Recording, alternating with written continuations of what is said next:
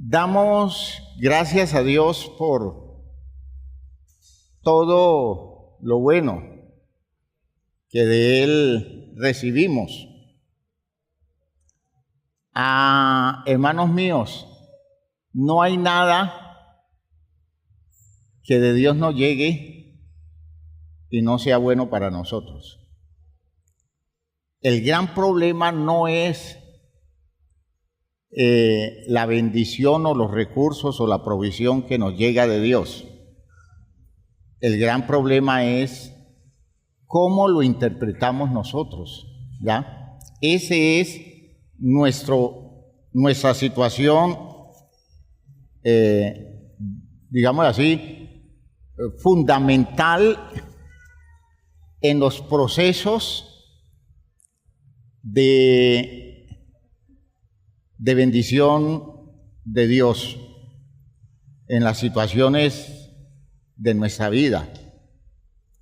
El gran lío de nosotros los hombres es nuestra manera de interpretar las cosas que nos pasan, las situaciones que se dan, y uno puede tener una interpretación creyente, uno puede tener una interpretación incrédula,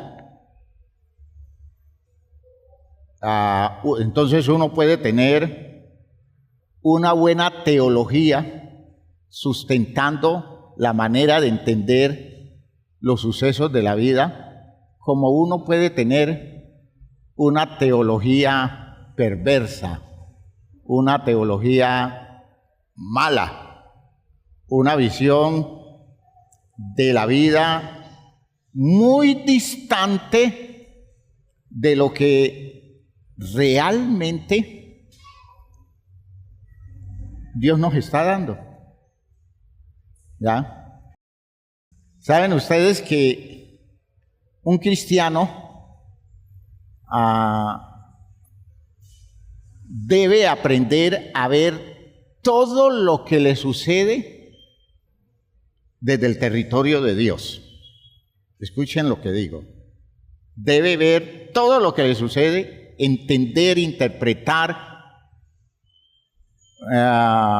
ajustar su visión de las situaciones de la vida desde el territorio de Dios. ¿Ya? Siempre Dios termina siendo la clave para ser objetivos en la interpretación de las condiciones de nuestra vida. El escritor del capítulo 3 de Proverbios dice: reconócelo en todos tus caminos. Es decir, todo lo que nos pasa, uno tiene que ver allí la realidad de Dios, el propósito de Dios, la presencia de Dios. Uno tiene que interpretar desde el conocimiento de la Escritura que tiene lo que le está sucediendo. Dice el salmista, dice el proverbista: reconócelo en todos tus caminos y Él, si eres capaz de darle una visión objetiva desde Dios al suceso de tu vida, Él enderezará tus veredas. ¿Ve? Él enderezará tus veredas. Él se encarga de corregir lo que se tenga que corregir y de darle un orden válido, un orden nuevo a aquellas cosas que tienes que aprender a reajustar en las situaciones que se te están presentando. ¿Ya? Es definitivo que Dios sea una realidad en nosotros en todos los sucesos de nuestra vida. ¿Ya? Esa visión debe ser una visión de fe. Eso dice el escritor a los hebreos, ¿no? Pero sin fe es imposible agradar a Dios, porque es necesario que el que se acerca a Él crea que allí está, que es real, que Dios es alguien inevitable para nosotros, que detrás de todos nuestros sucesos están todas las posibilidades de la obra de Dios. Crea que le hay y que es galardonador de los que le buscan. Entonces, noten que es saber interpretar. El gran problema de los seres humanos es la torpeza para interpretar. Y les he dicho en otras ocasiones que un ser humano es maduro. Oigan, un ser humano es maduro en la medida en que sea cada vez más objetivo para interpretar las situaciones de su vida, interpretar los sucesos de su vida, saber entender lo que está pasando y entenderlo bien, interpretarlo correctamente. Que nosotros estamos llenos de muchos prejuicios, ¿no? Muchos, pero muchos prejuicios. Y madurar es eso. Ese es el problema nuestro cuando somos niños. Les he dicho en otras ocasiones que el problema de los niños es que los niños no saben interpretar. Los niños son terribles interpretando, ¿ya? Ellos no saben cómo entender las cosas que están pasando y las entienden desde su mentalidad elemental, fantasiosa, y a veces en la angustia de sus temores ellos interpretan, ¿ya? Ellos interpretan desde una mirada suya hasta las palabras que de la boca suya escuchan. Y en esa interpretación son desafortunados porque la mayoría de las veces no son objetivos.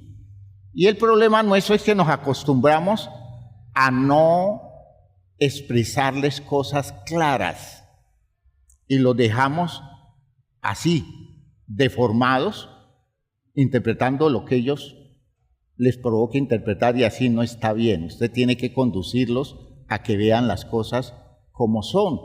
Por ejemplo, cuando usted corrija a un niño, cuando usted castiga a un niño, nunca se demore en dejarle ver que ese castigo es en función de situaciones que así lo demandan, pero que usted lo ama mucho, que usted a ella, como una niña, la ama mucho y que el amor no va a cambiar.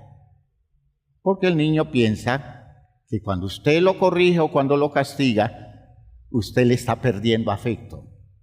Y si lo hace repetidamente castigándolo o corrigiéndolo, sin que haga expresiones afectivas complementarias, el niño va a sentir que usted cada vez está más lejos porque cada vez lo quiere menos. Y eso es lo que él puede interpretar. Eso es lo que él puede interpretar. Y por eso el niño crece en la angustia de sentir que el papá o la mamá ya no lo quieren porque ha hecho cosas feas, porque ha hecho cosas malas.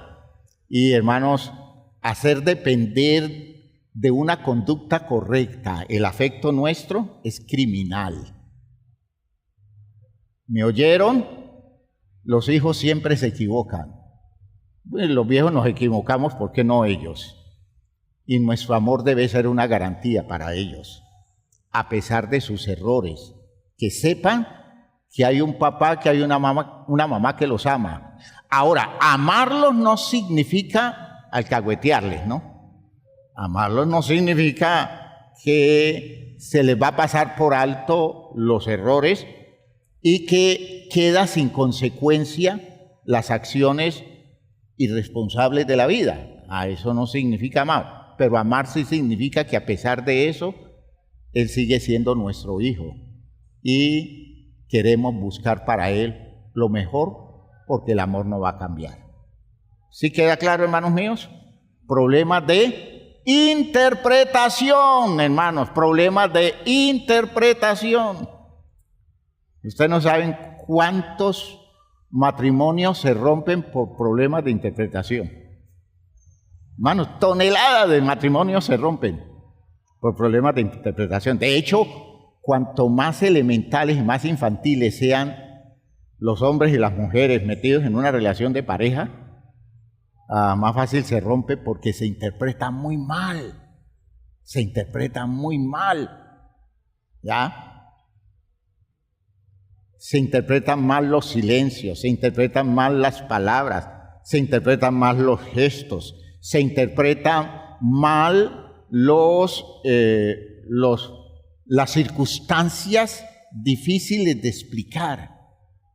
Hay situaciones de la vida donde dar explicaciones resulta difícil porque la tendencia o digamos las posibilidades que hay es que no se entienda lo que se está dando.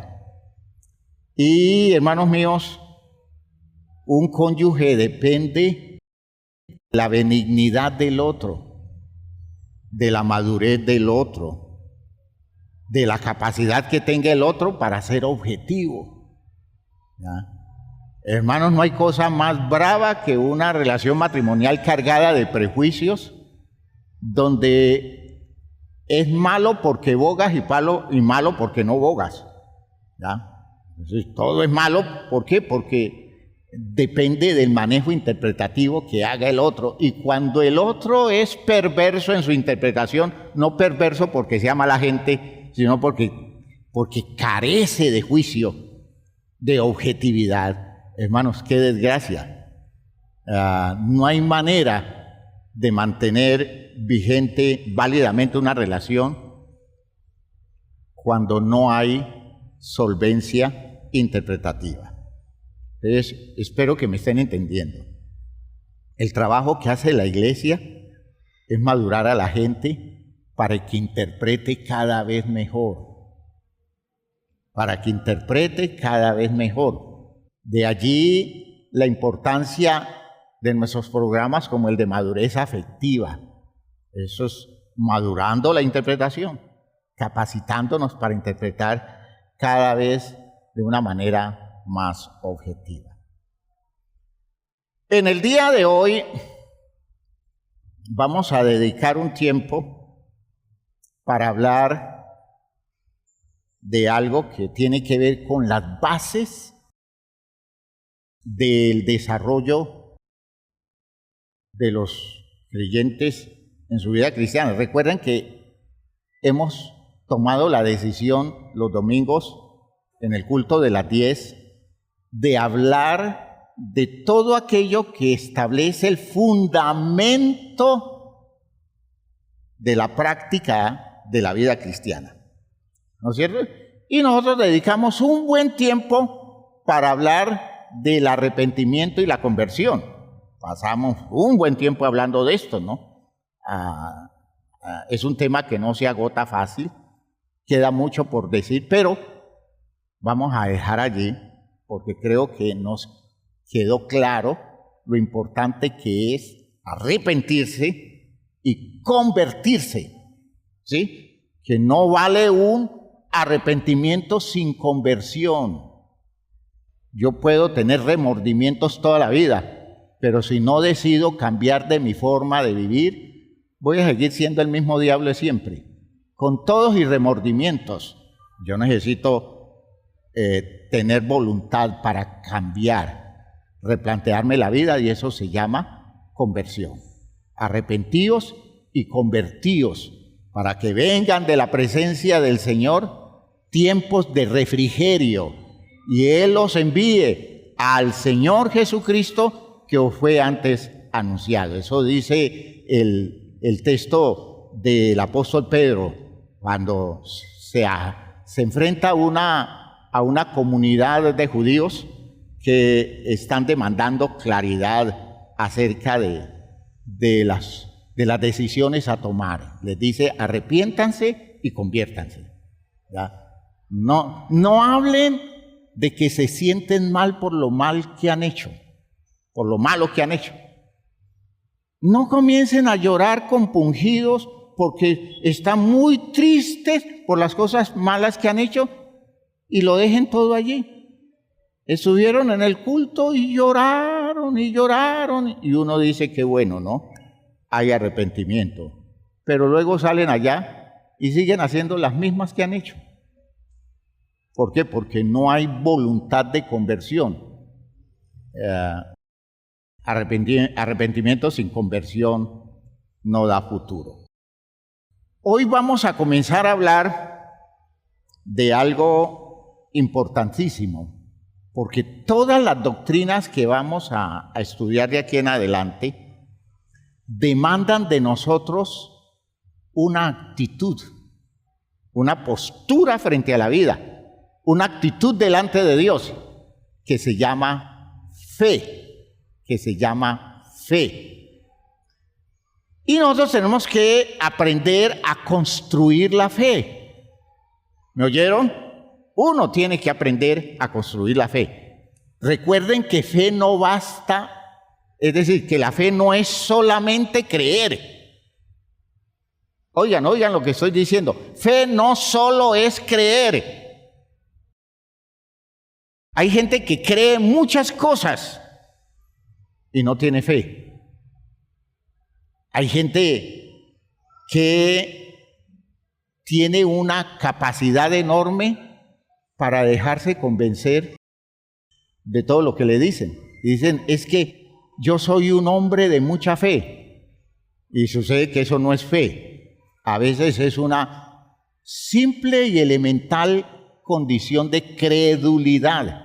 Es un crédulo, lo cree todo. Y eso no es fe. Por tanto, la fe no es simplemente creer. Fe es una forma de creer especial. ¿Oyeron? Fe es una forma de creer especial. Y lo que distingue la fe de cualquier forma de creer es que la fe tiene que ver con la capacidad para creerle usted a otra persona. ¿Me oyó? Fe no es creer en algo. Fe es creer en alguien. ¿Me oyeron? ¿Me oyeron? ¿Sí me oyeron bien? Fe no es creer en algo. Yo creo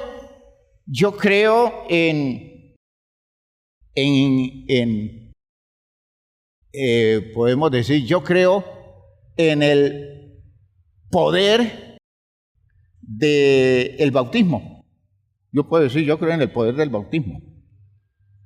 Ese creer en el poder del bautismo, por el bautismo en sí, es creer en algo, y eso no es fe. Pero si yo digo, yo creo en la eficacia del bautismo porque es un recurso que Dios nos dio, entonces ya se va convirtiendo en fe. ¿Por qué? Porque demuestra que yo tengo confianza en alguien y ese alguien es Dios. No todas las formas de creer elaboran una fe.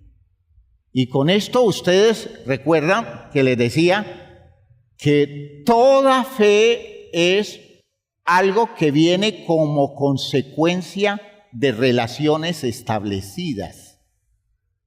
Oigan, no hay fe si no hay una relación. Porque yo no puedo decir que yo creo en mi hermano si yo no tengo una relación con él. Porque si digo que creo en él y no hemos tenido nunca una relación, mi creencia es una cosa sin fundamento. ¿Por qué? Porque no hay nada que lo sustente. Yo puedo decir, tengo el pálpito de que él es sincero. A mí me parece, yo le vi la cara, yo le vi los gestos, ¿ya? Y yo creo que es un hombre recto. ¿Y por qué lo dice? No sé, tengo ese presentimiento, ese sentir. Eso no es fe. Eso no es fe. Es una idea ingenua que yo elaboro alrededor de él, como diciendo, es que yo siento cuando alguien es sincero y cuando no. Hermano, eso no es así. Eso no es un sentir. Eso es el resultado de un espacio relacional. Usted cree en su esposo porque lleva muchos años viviendo con él y sabe quién es él. Pero si usted se le aparece, a una de nuestras muchachas se le aparece un joven muy atractivo y le dice, sabe que yo siento que usted va a ser mi esposa, y que la muchachita diga, uy, vea cómo Dios me trajo a mi esposo aquí, porque yo creo en él. ¿Y por qué dice que cree? Es que es tan bonito, se ve tan hermoso, se ve tan atractivo, y a mí me parece que él no puede estarme engañando, porque una persona tan atractiva no puede ser un mentiroso. Yo creo que él sí. Hermano, eso no es fe. Eso es credulidad ingenua. ¿Me comprenden? Cuando usted dice yo creo en Dios, o cuando usted dice yo tengo fe en Dios, y usted nunca ha tenido una relación con Dios, hermano, eso es un cuento. Porque usted no puede tener fe en alguien a quien usted no conoce. Dice el texto, cuando Pablo expresa en Romanos capítulo 10, que la fe viene por el oír, como dice Reina Valera, y el oír por la palabra, que nosotros hemos estudiado enfocándole de una forma más amplia el texto. Pero cuando Pablo expresa eso y dice, pero ¿cómo pueden creer sin haber quien les predique? ¿Y cómo pueden predicar si no fueren enviados? Es decir, ¿cómo se puede construir un espacio de fe si no se genera a través de la enseñanza, la educación y la formación espiritual un vínculo real que lleve a las personas a conocer a Dios y desde ese conocimiento construir una auténtica fe? Entonces vamos a ver cuáles son los elementos con los cuales nosotros construimos la fe. ¿Cuáles son esos elementos? Y en el centro de esa reflexión vamos a usar el texto del Salmo número 95. Salmo número 95. Salmo número 95. Voy a leer a partir del versículo 6. Salmo 95, 6. Dice: venid, adoremos y postrémonos, arrodillémonos delante de Jehová, nuestro Hacedor. Oiga, venid, adoremos y postrémonos, arrodillémonos delante de Jehová, nuestro Hacedor, porque Él es nuestro Dios, nosotros el pueblo de su prado y ovejas de su mano. Miren todas las formas de pertenencia con la que el salmista nos vincula con Dios. Nuestro Hacedor, ¿ya? Y nuestro Dios, nosotros su pueblo y ovejas que le pertenecemos a Él. Y entonces, miren ustedes la expresión siguiente. Después de esa introducción, dice: si oyereis hoy su voz, si oyereis hoy su voz, no endurezcáis vuestro corazón como en Meriba, como en el día de Masá en el desierto, donde me tentaron vuestros padres y me probaron y vieron mis obras. 40 años estuve disgustado con la nación y dije, pueblo es que divaga de corazón y no han conocido mis caminos. Por tanto, juré en mi furor que no entrarían en mi reposo. Este texto es un texto que declara la desilusión de Dios con su pueblo. Un pueblo que Él ha formado, que Él ha criado, que Él ha educado, pero es un pueblo que nunca aprendió a confiar en Él, a creerle por la fe a Él, a vivir en una relación auténtica de fe en Él. Y Dios tiene que pronunciar esas palabras duras, diciendo es que este es un pueblo que divaga de corazón, es decir, vive metido en una elaboración de sentimientos, de emociones, en una manifestación de expresiones sentidas, pero no han conocido mis caminos. Sienten muchas cosas, tienen su corazón divagando. La palabra divagar es que no tienen ruta, no tienen una meta, un objetivo, un dónde llegar, sino que de acuerdo a cómo se sienten, así actúan, así piensan, así elaboran su vida. Y dice, y como consecuencia de ese divagar, no conocen mis caminos, ¿ya? Y entonces dijo, pues yo no les puedo dar reposo. Yo quiero darles reposo, pero ellos no me permiten darles reposo porque ellos no han aprendido a interpretar mis caminos, no han aprendido a ubicarse en las rutas que yo les trazo, porque ellos divagan, pero en su corazón, ¿ya? Se quedan dando vueltas en su corazón, se quedan elaborando sus ideas a partir de sus sentires, a partir de sus apreciaciones, y no han tomado la decisión de moverse en función de mis razones, no conocen mis caminos, no saben qué es lo que yo les estoy proponiendo, no se dejan guiar por la ruta que yo quiero guiarlos, sino que ellos divagan, dan vueltas. Y por tanto, no tengo por dónde llegarles para darles reposo. ¿Están escuchando?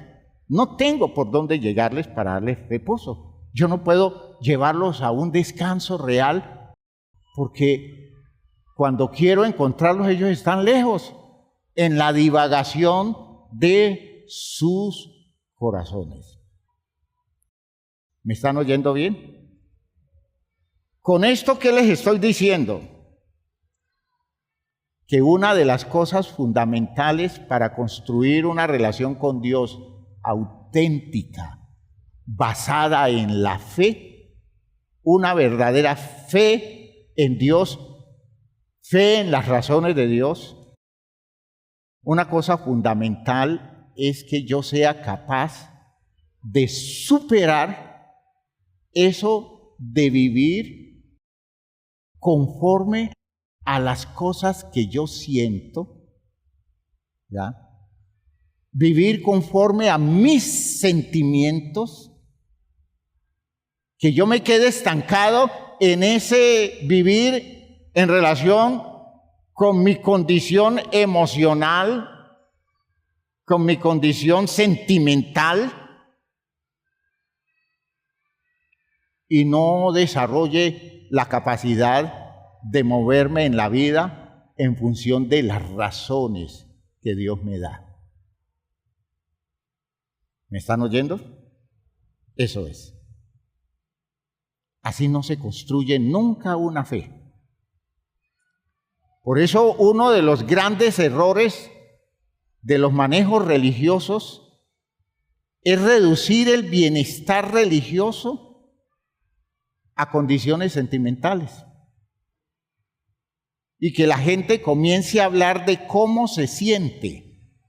Es que yo me siento bien, es que yo no me siento bien, y no elaborar los poderosos criterios que se basan no en el sentir de uno, no en un estado emocional, no en una experiencia sentimental, sino en ese trabajo que voy haciendo de construir mi vida basado en lo que Dios dice, sometiendo todas las estructuras de mi ser a las razones de Dios, aunque a mí me parezcan las cosas de otra manera. Porque no es como a mí me parece, es como Dios lo dice. ¿Me están oyendo, hermanos? Es así. Así es como se construye una vida de fe. Que yo no le doy crédito a mis sentimientos y esos sentimientos contradicen las razones de Dios. ¿Ven ustedes? A veces, hermanos, la forma como sentimos la vida nos pone a kilómetros de las razones de Dios por su palabra. ¿Ya? Yo podría decir, debe ser la voluntad de Dios que yo me enamore de esa señora, porque es que algo muy fuerte hay en mí hacia ella. Es un sentimiento que se desborda y debe ser de Dios, aunque esa señora sea la esposa de otro hombre y yo sea un hombre casado. ¿Me están entendiendo? ¿Y por qué me nació eso? ¿De dónde viene eso? Una cosa tan grande como este amor no debe venir sino de Dios. ¿Ven? Y usted me dirá, hermano, usted está exagerando la nota con su ejemplo. Pues hermanos, ese ejemplo se está cumpliendo un sinnúmero de veces en la gente que se llama cristiana, tocada por sentimientos que contradicen las razones de Dios y están afincados en esos sentimientos porque para ellos es más importante lo que diga su corazón que lo que diga Dios. ¿Ve? ¿Cuándo va a construir fe una persona de esas? Nunca, nunca se va a construir una auténtica fe. Por otro lado, hermanos, vivimos en una época, a esto lo llaman la posmodernidad, una época en que las razones como sustento de la vida ha perdido todo valor. Las razones ya no tienen peso para sostener la vida, ¿ya? Y se ha colocado en un punto alto los sentimientos y la interpretación de la vida desde lo emocional, ¿ya? Leía de un escrito hecho por un pensador checo, Milan Kundera, así se llama. Él dice, esto lo dice por la década de los 80 del siglo XX, cuando la posmodernidad estaba irrumpiendo en el manejo social de la humanidad. Él decía, pienso, luego existo. Es una frase de Descartes que lo manejaba como, o se maneja como el fundamento de las grandes verdades de la modernidad, ¿no? Yo puedo pensar, puedo razonar y porque pienso, existo. Es decir, lo más importante en mi condición de persona humana es mi capacidad de razonar, ¿ya? Dice este señor Kundera, pienso, luego existo, es el comentario de un intelectual que subestima el dolor de muelas. Bien, entonces, hasta donde ridiculiza el fundamento racional, inteligente, con el que se construyó 5 siglos de modernidad. ¿Ya? Ese señor que dijo eso, nosotros lo conocemos españolizado con el nombre de Descartes. ¿Ya? Ese señor que dijo eso es un intelectual que subestima el dolor de muelas. Pero dice él, siento, luego existo, es una verdad que posee una validez más general y se refiere a todo lo vivo. Este argumento, o argumentos como este del señor Kundera, hermanos, son los argumentos que están construyendo la manera de vivir de los seres humanos en esta época. No son razones las que me sostienen, son sentires. Por eso es fácil que una persona a quien la genética le diga que es un hombre, porque tiene los cromosomas que definen su identidad masculina, él dice, es que yo no me siento hombre, yo me siento mujer. Y hoy, en el juicio de valores que da la sociedad, ese sentir es respetable, porque ese sentir es una cosa real, poderosa, verdadera, porque así se siente él. Ahora, no necesita tener razones, solo que se siente así, y su sentir es respetable. Y hay que darle cabida a su sentir, y su sentir hay que cobijarlo con una legislación que diga que su sentir da un nuevo género, un género que no es ni masculino ni femenino, sino un nuevo género de aquellos que se sienten hombre teniendo un cuerpo de mujer o se siente mujer teniendo un cuerpo de hombre. Ni es hombre ni es mujer, es otra dimensión de género que se da por el sentir. Y hoy dice en las constituciones de muchos países del mundo eso es válido, eso es correcto. Y hoy los psiquiatras manoseados por el manejo cultural del mundo dicen eso es saludable. ¿Ya? ¿Me comprenden, hermanos míos? Las razones no importan. La genética no importa. No importa que haya un cromosoma X y un cromosoma Y en sus genes. Él es mujer porque así se siente. ¿Ya? Él no es un varón porque él no se siente varón. Aunque los órganos genitales que tenga sean de varón, él no se siente varón. Y eso es digno de respeto y cuidado con atropellar el derecho a sentirse así. Imaginen ustedes una sociedad basada en sentires donde las verdades objetivas no existen, porque eso no importa, porque no hay verdades de fondo, lo que hay es el derecho de cada quien a sentirse como él se quiere sentir, como ella se quiere sentir. Eso, hermanos míos, es propio de nuestra época. Con una sociedad así, ¿quién construye fe?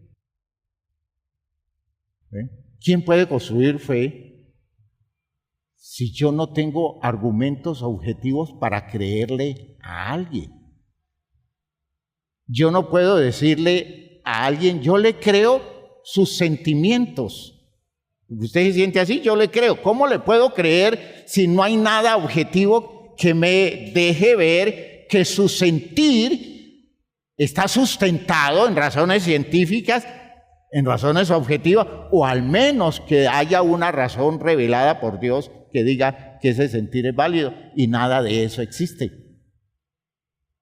¿Cómo puedo yo entrar a hacer un análisis justo y objetivo de su experiencia vital cuando todo se reduce a lo que usted siente? ¿Cómo juzgo su sentir? ¿Cómo entiendo la validez de su sentir? ¿Cómo se construye mi confianza en usted por las cosas que usted dice sentir? Hermano, todo quedó en el aire. Todo quedó en el aire. Porque desaparecieron las razones de fondo. El señor Kundera declara el nacimiento de un nuevo tipo de hombre. Nosotros conocíamos el Homo sapiens sapiens, el hombre que sabe, el hombre que conoce. Y conocer es una experiencia de la razón, de la inteligencia. Él dice, apareció el Homo sentimentalis, un nuevo tipo de hombre, un hombre que construye su realidad haciendo del sentimiento un valor fundamental. Y él dice, lo más importante de un ser humano es cómo se sienta él, porque dependiendo de cómo se sienta, se le puede interpretar la validez de su propia vida. Se trata entonces más de comprender, más de sentir que de comprender, ¿no? No es preciso comprender nada. Por eso las grandes verdades perdieron validez en la sociedad actual. Y todo el mundo puede hablar de lo que le dé la gana hablar. Y todo es válido, porque no hay nada objetivo, porque no importa el comprender, lo que importa es el sentir. Eso de experimentar sensaciones y sentimientos más que escudriñar racionalmente las cosas. Hoy una persona se define en función de cómo se siente y no en función de las poderosas razones que por el conocimiento objetivo, ya sea aportados por la ciencia o aportados por la revelación de Dios, alguien puede llegar a entender su propio ser y su vida a partir de eso. La gente se entiende a partir de las cosas que sienten. Lo más escandaloso de esto para nosotros los creyentes es que en ninguna parte de la Escritura yo escucho a Dios preguntándole a un ser humano, ¿usted cómo se siente?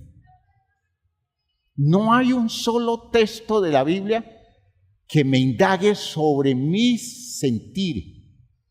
No hay un solo texto de la Biblia en donde Dios muestre preocupación por mis sentimientos.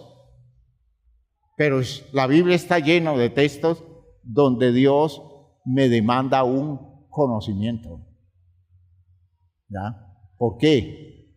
Porque el conocimiento me da las razones y las razones construyen mi vida. Yo me construyo por el poder de las razones que tenga. Yo me deconstruyo cuando el poder de mis razones me quitan la validez de la visión de vida que yo tengo. Entiendan, hermanos, uno se construye asumiendo razones, uno no se construye asumiendo sentimientos, tomando posturas sentimentales y emocionales. eso no construye a nadie, eso no estructura la vida de nadie y debemos aprender a ir elaborando claridades acerca de razones por las cuales yo tengo que aceptar mi vida en función de lo que Dios me dice y no en función de las cosas que yo siento. ¿Ya? ¿Cómo se siente usted hoy? Hermanos, usted hoy se puede sentir de muchas maneras. ¿Cómo se va a sentir mañana? De muchas maneras. ¿Qué validez tiene eso para su vida en relación con Dios? Nada. Ninguna validez. El cómo se siente, lo único que hace es afectarlo a usted emocionalmente, pero en su relación con Dios depende de la capacidad que usted tenga de escucharle las razones a Dios, aceptarle esas razones a Dios y comenzar a levantar el edificio de la visión que usted tiene de usted mismo en función de lo que Dios dice, no en función de las cosas que usted siente. ¿Ha quedado claro hasta allí, hermanos míos? Vaya trabajo que es ese, hermanos míos. Yo he visto gente que se desploma en la vida por las cosas que siente. ¿Ya? ¿Por qué? Porque no tiene cómo construir estructuras serias y su sentir, si no llega una medicina a tiempo para sacarlo de ese sentir, como un estado emocional, como una condición afectiva descompensada. Si no llega una fuerza de estas a sacarlo, esa persona puede destruir su vida por su sentir. Hoy día, superar una depresión, un estado emocional, ¿ya? Un estado emocional. Superar una depresión demanda muchas cosas, incluyendo un tratamiento médico. Porque la gente, bajo el poder de una fuerza depresiva, se bloquea, se anula y no tiene recursos internos para interpretar su vida como algo más allá de su simple estado anímico. Yo les he contado la historia de un profeta que tenía problemas de tipo depresivos y siendo una persona depresiva hizo un trabajo profético extraordinario en momentos muy difíciles de la vida de Israel. Estoy hablando del profeta Jeremías. Jeremías profetizó en estados anímicos y emocionales de él deplorables. Y muchos de sus textos dejan ver momentos críticos de su vida y sin embargo Jeremías pudo en medio de su estado emocional salir a flote sostenido solo por las razones que Dios le daba. Venció su depresión creyéndole a Dios, desarrollando confianza en la palabra de Dios. Y hermanos míos, eso indica un nivel de desarrollo muy superior a la vida común nuestra, de que en algún momento nos sentimos tristes y se nos cae el carriel, se nos quitan las ganas de funcionar en la vida, nos volvemos unas personas totalmente desanimadas y nos tienen que recoger con cuchara, porque hermanos, nuestra descompensación es enorme. ¿Por qué? Porque nos enseñamos a funcionar emocionalmente y carecemos de razones para sostener nuestras vidas. ¿Ya? No estamos libres de momentos emocionales desagradables. No estamos libres de tener situaciones sentimentales muy afectadas. De eso no estamos libres. ¿Por qué? Porque eso va y viene. Son condiciones que van y vienen y nos podemos encontrar de una forma terrible. Pero ¿cómo nos podemos levantar de todo eso? cuando aprendemos a vivir no en función de nuestros sentires, sino en función de las razones de Dios. Y aquel que va construyendo su vida basada en razones, hermanos, puede ser que en el corazón le crezca un sentimiento inadecuado. Él supera su sentimiento porque las razones de Dios tienen más peso. Y eso se llama vivir por la fe en Dios. Gloria a Dios. Así que nosotros tenemos que superar las condiciones de este mundo actual,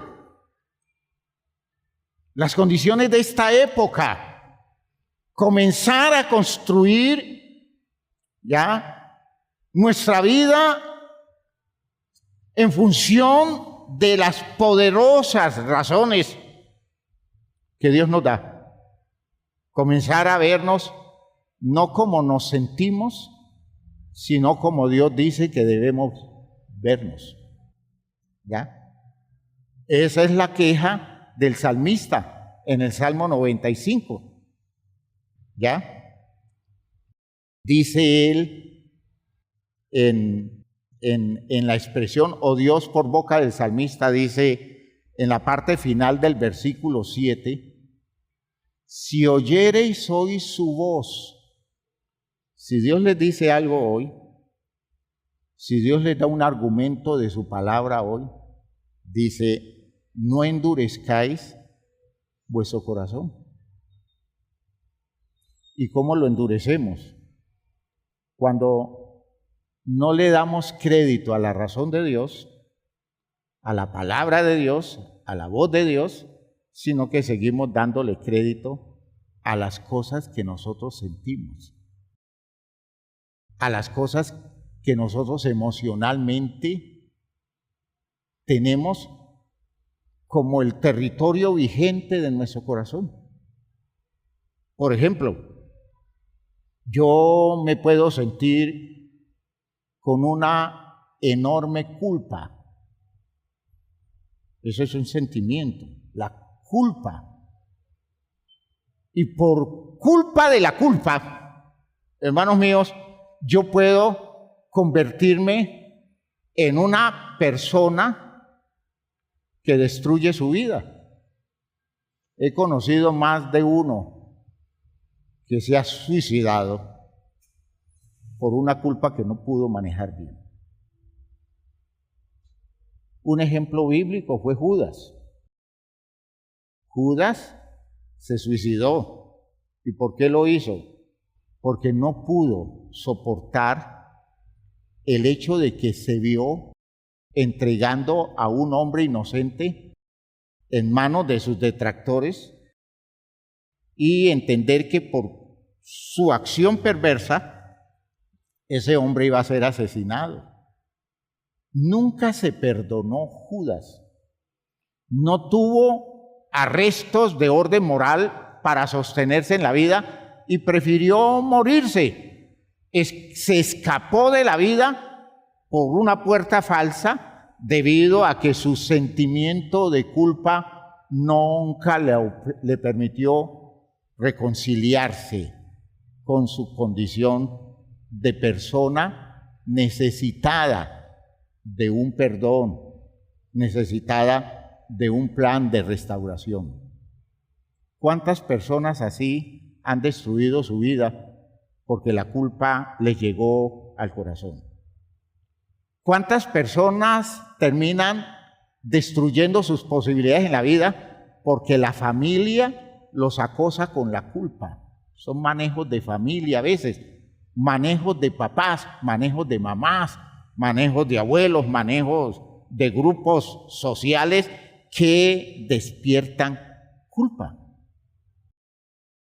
Llevan a una persona a construir una estructura sentimental de culpa y por esa culpa, hermanos míos, se desangran moralmente, pierden motivaciones para la vida, se enferman psiquiátricamente por una culpa que no saben cómo manejar. ¿Por qué? Porque se enseñaron a moverse alrededor de sus sentimientos y no en función de razones. En muchas ocasiones les he dicho a usted que una culpa no sirve para nada. Uno no saca provecho de una culpa, de ninguna manera. Uno necesita, antes que la culpa, asumir responsabilidad. Cuando uno asume responsabilidad, tiene el poder de enfrentarse a los errores, haciendo todo el trabajo para salir de ellos y darse la oportunidad de hacer las cosas bien hechas. Por tanto, uno con responsabilidad supera todas las condiciones en las que uno se ha equivocado y tiene el valor de hacer de la vida una vida con una nueva oportunidad. Pero si usted tiene una culpa, la culpa lo encierra, todas las culpas se encierran, porque son sentimientos poderosos y los sentimientos nunca resuelven. Hermano, los sentimientos nunca resuelven. ¿Ya?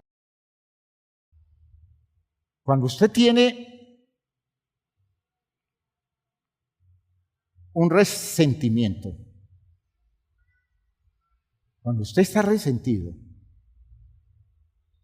su resentimiento le daña su vida, le daña sus espacios relacionales. El poder de los resentimientos es un poder que se extiende. Lo mismo sucede con las amarguras, ¿ya? Con las amarguras, los resentimientos, y luego el peor estado, que es el del odio. Usted nunca resuelve con eso. Si usted no se libera de eso, usted se daña su vida definitivamente. Y nada resuelve hasta que usted no salga de allí a manejar las cosas con un gran sentido de responsabilidad. ¿Ya? Cuando usted se enseña a funcionar sentimentalmente, usted se encierra y se anula. Usted empobrece todas las posibilidades de su vida.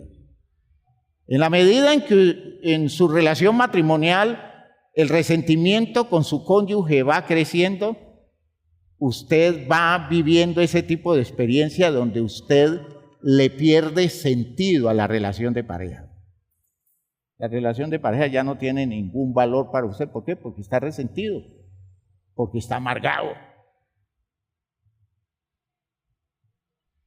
Y ningún resentimiento, ninguna amargura y ningún odio mueve a la acción que lleve a superarlo.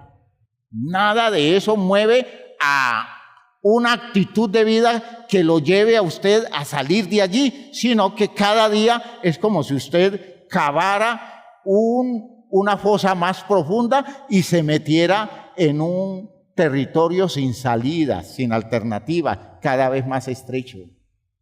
De hecho, se le destruye todo lo que está en relación con eso, porque en ese estado usted no ve nada bueno.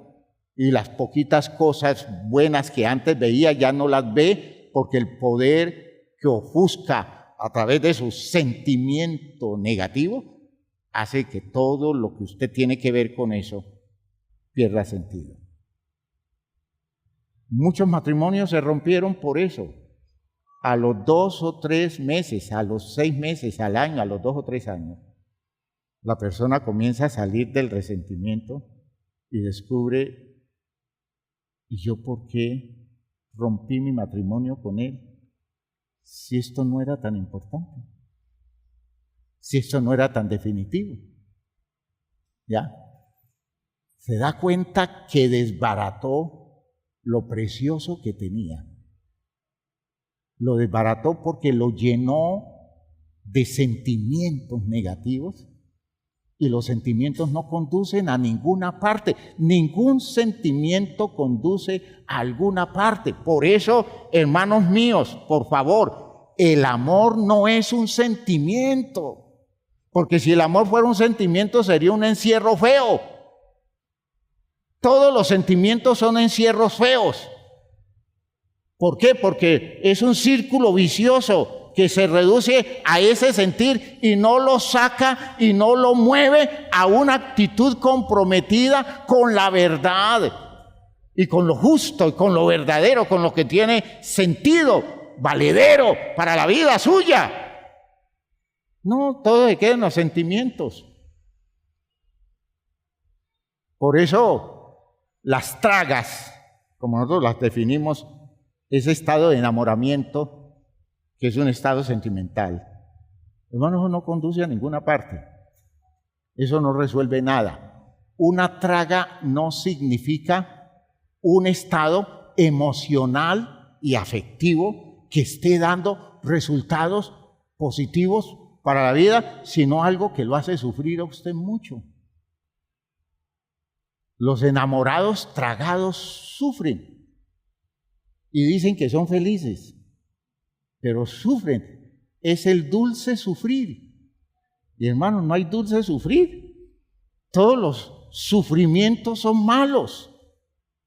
Todos los sufrimientos son inadecuados.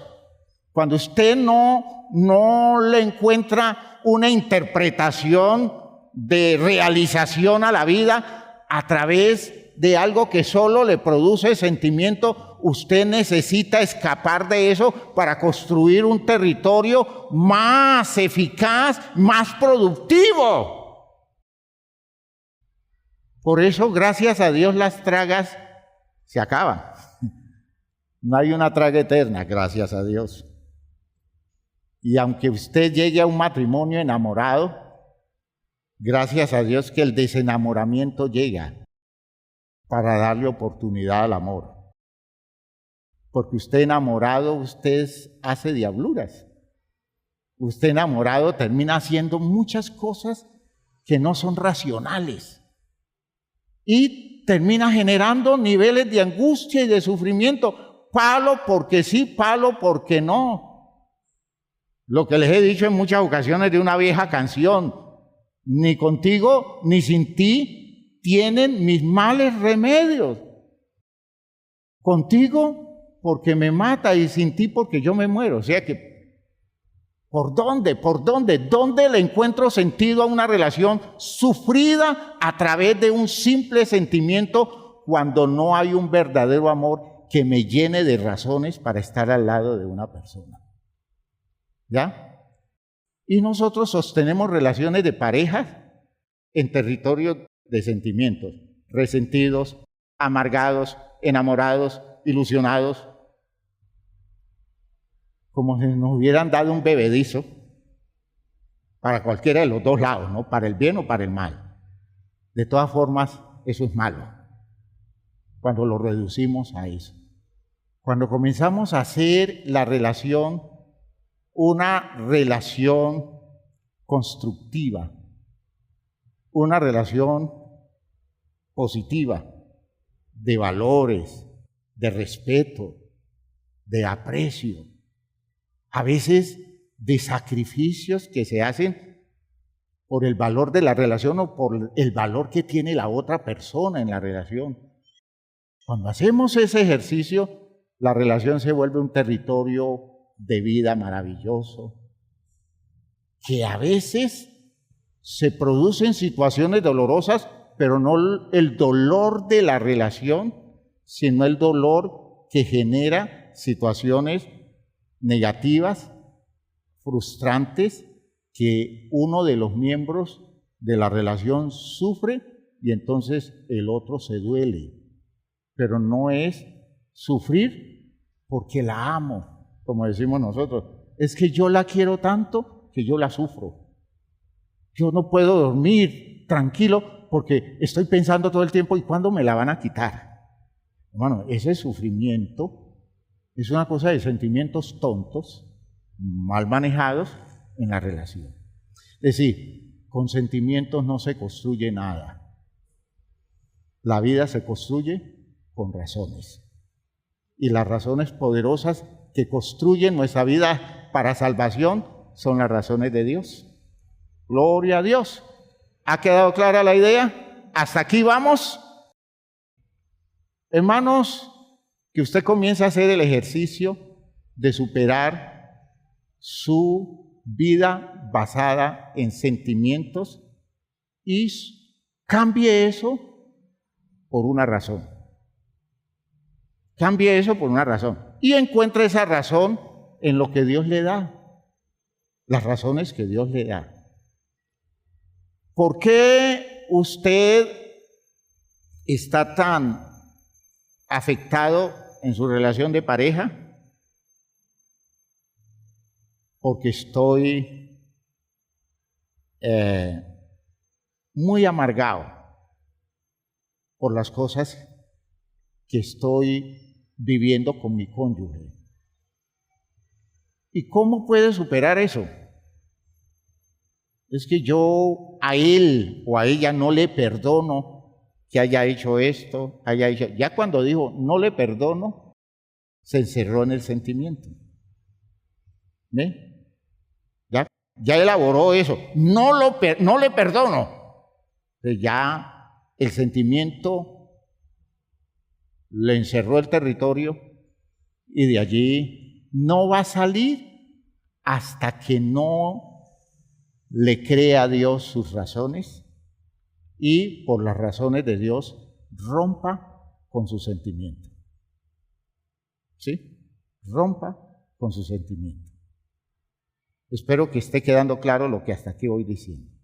Que usted rompa con su sentimiento. Y usted puede decir, es que yo tengo razones para sentirme así. Esas razones que usted tiene para sentirse así, si lo ponen tan enfermo y tan desubicado, no son razones válidas. Y de hecho no son razones que vengan de Dios. Si usted contrasta esas razones desobjetivizadas, producto de sus sentimientos, porque uno puede crearse razones a través de lo que está sintiendo. Cuando usted vive eso, usted necesita ir a buscar las razones que están más allá de sus sentimientos. Y esas razones son las razones de Dios. Cuando usted coloca esa razón de Dios a enfrentar sus sentimientos, el poder de las razones de Dios rompe con todo el poder de sus sentimientos y usted sale de una cárcel que de otra forma no podrá superar, no podrá salir nunca. La cárcel se abre cuando Dios nos llena de sus razones y con ellas vencemos nuestros sentimientos desafortunados, desubicados, llenos de desobjetivización, sentimientos que nos dañan el corazón y nos alejan de las personas. Que Dios obre en nosotros, porque ese es el propósito de Dios. Pónganse de pie, por favor.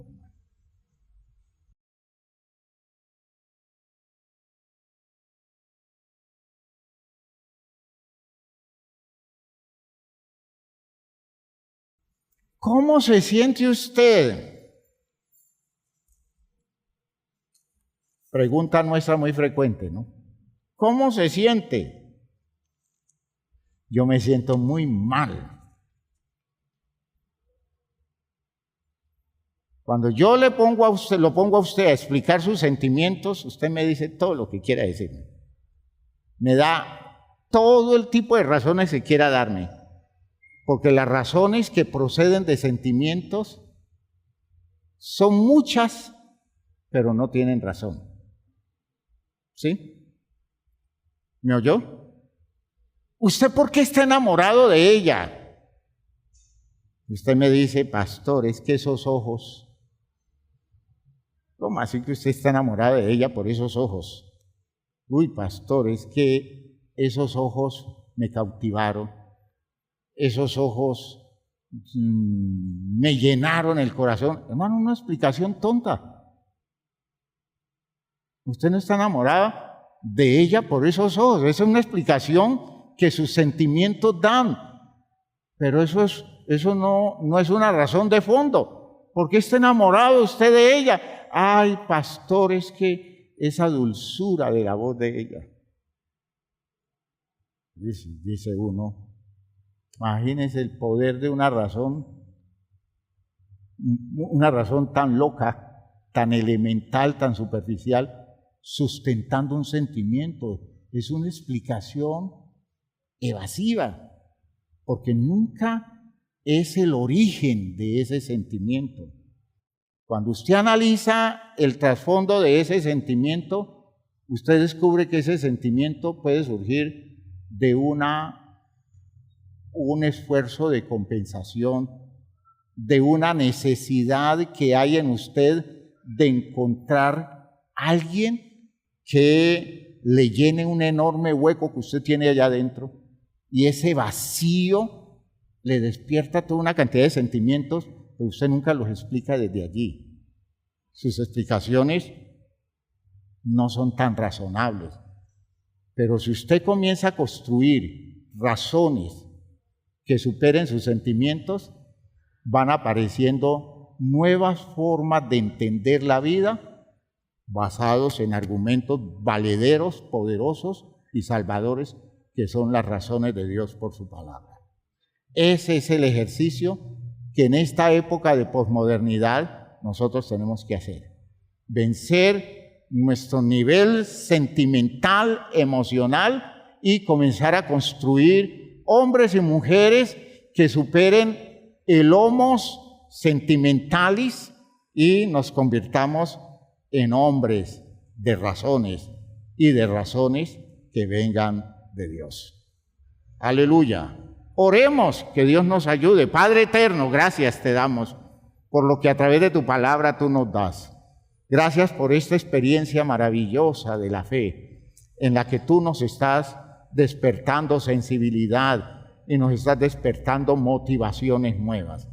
Gracias, Señor, porque podemos entender la vida de una manera distinta a la común, Señor, y podemos descubrir que tú nos das suficientes razones para elaborar, Señor, una manera de pensar y una manera de entender las cosas superior a lo que hasta ahora hemos tenido. Bendícenos, Señor, para ir superando estados básicos de nuestras relaciones humanas y de nuestra relación contigo, de modo que a pesar de las circunstancias, muchas de las cuales son desfavorables, nosotros podamos mantener vigentes espacios relacionales que tienen la validez de las razones tuyas. En el nombre glorioso de Jesucristo te pido que nos bendigas, que nos ayudes, que nos fortalezcas, que nos des criterios nuevos para vivir en tu voluntad. En el nombre de Jesús el Señor, te damos gracias, Dios mío. Amén, amén, amén. Hermanos, que Dios nos dé una razón nueva cada día. Que Dios nutra nuestra mente con sus criterios a pesar de todo lo que sintamos. Porque lo que nos lleva al cielo son las razones de Dios. Nuestros sentimientos se quedan aquí. Las razones permanecen. ¿Ya? Dios les bendiga a todos. Salúdense unos a otros.